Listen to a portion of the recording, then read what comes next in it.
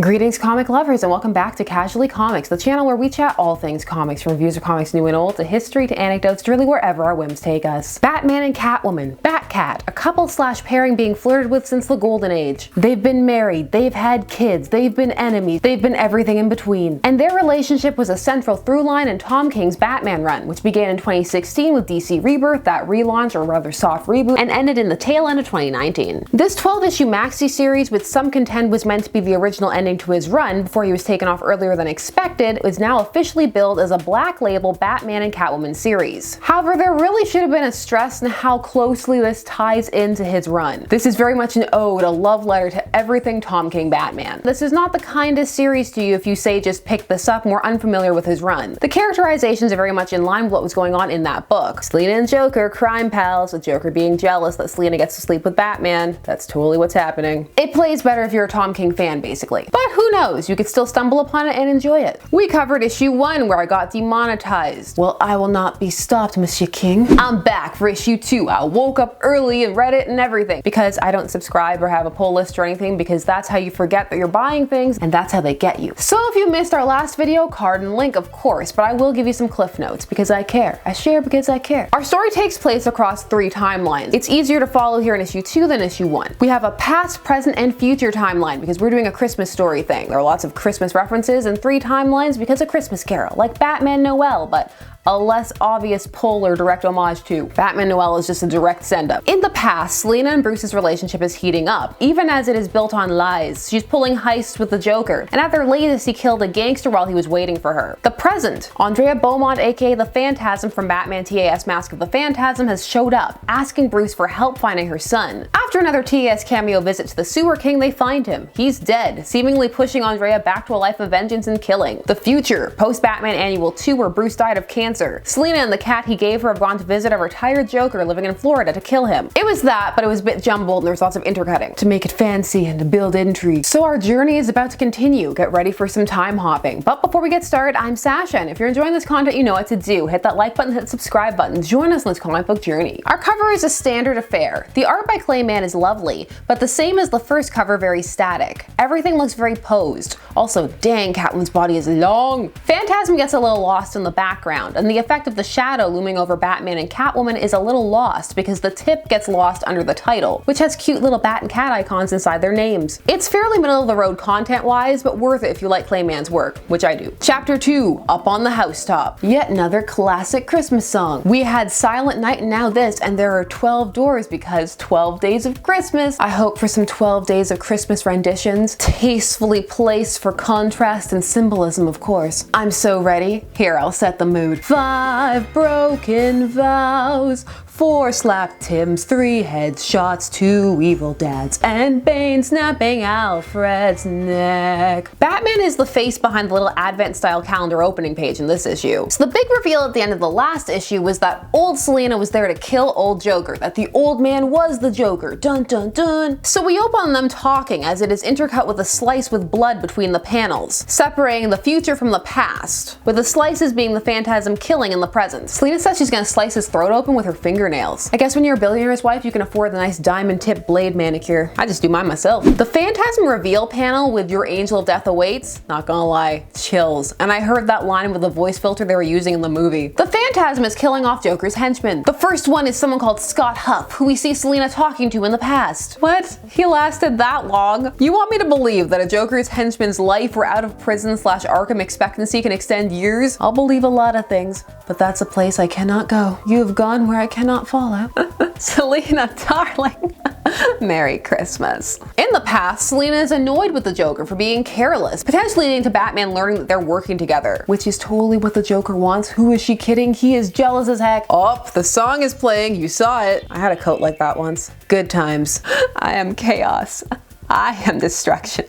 I'm the tickle in your throat before you choke. I don't clean up after myself. She throws the jeweled line part of the pendant she stole at him. She says the Batman better find it on him. F*** you, Joker. I like that f***ing cat. In the future, the Joker and Selina continue their faux-friendly reminiscing as he says he's gonna get them some water, and by water he means the gun he keeps in his freezer. We then get a Porky's callback. Porky's is the bar run by the Porky the Pig character from Tom King's Elmer Fudd and Batman crossover when they were doing the Looney Tunes and DC characters crossovers. His was a noir-esque escapade where he basically remade the movie Laura. Here the Looney Tunes were reimagined as people and members of the criminal underworld for the most part. It's a nice callback for fans. If you didn't read it, it's an over-the-head moment, but it's fine because something narrative and plot-wise does happen here. A Joker's henchman dies. He's already been sliced by the Phantasm's blade. Really, the drinks at Porky's are that good that they're worth dragging your dying body over there just for one last shot. Now that's an endorsement. Put that blurb on the website. You won't even try to call for the ambulance.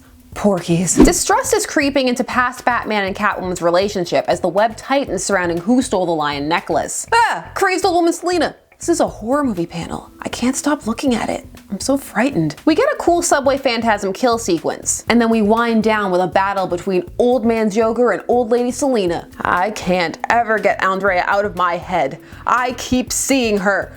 I used to beg him for it. Just this one thing, just once. I was on my damn knees. Well, that doesn't paint the best picture of her and Bruce's relationship. That makes it sound like she was subjugating her true self to present a version that he could live with. On your knees for non-fun begging purposes sounds a bit beyond compromise. We interrupt this relationships analysis to bring you a shot of present Bruce's silhouetted booty. That is all. Speaking of the present timeline, Joker is there now. He's on his knees, begging Batman for help. Selina's there too, but he's not talking to her. She knows what she did.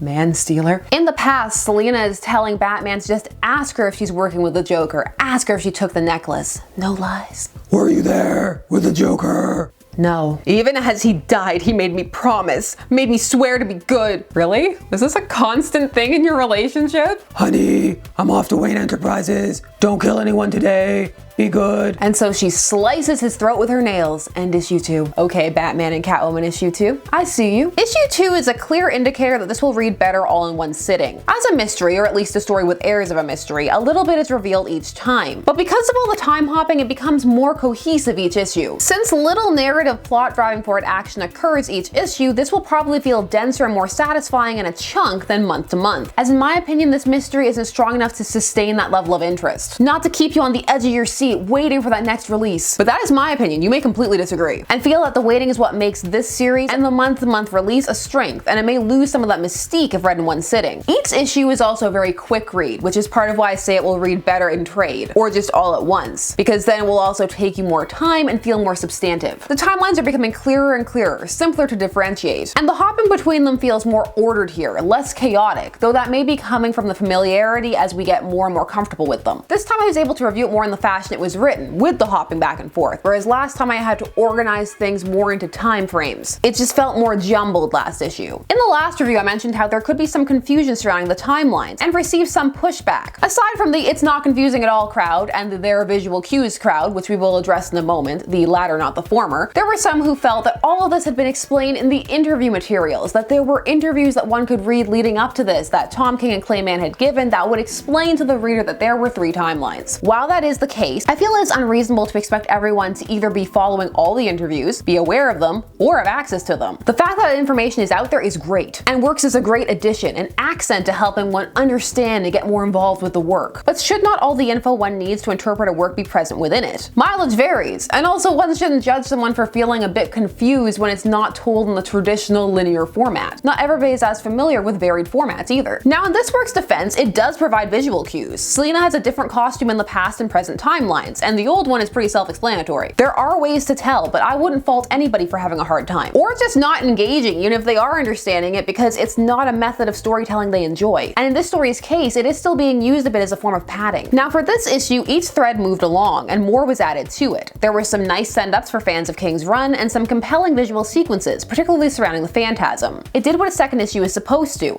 build upon the first and add more details, and hopefully immerse a reader more in the world. However, I have to say, personally, personally, this portrayal of Selina and Joker will always be slightly off-putting. I'll elaborate more once I can format/articulate why. Holiday vibes. Read this before you watch Die Hard. So what did you think of Batman/Catwoman issue 2? Are you intrigued by the mystery? Or is that part falling a little flat? Are you engaged? I want to hear what you're thinking. Where are you liking? Where are you not liking? Are you meh? Did you have a coat like Selina's? Let me know it all down below. While you're down there, please do all the YouTube things. Like, share, comment, subscribe, and hit the bell notification so that you never miss a vid. Thanks so much for taking some time out of your day to spend it discussing comics with me. I always appreciate it, and I will see you again soon. Bye-bye.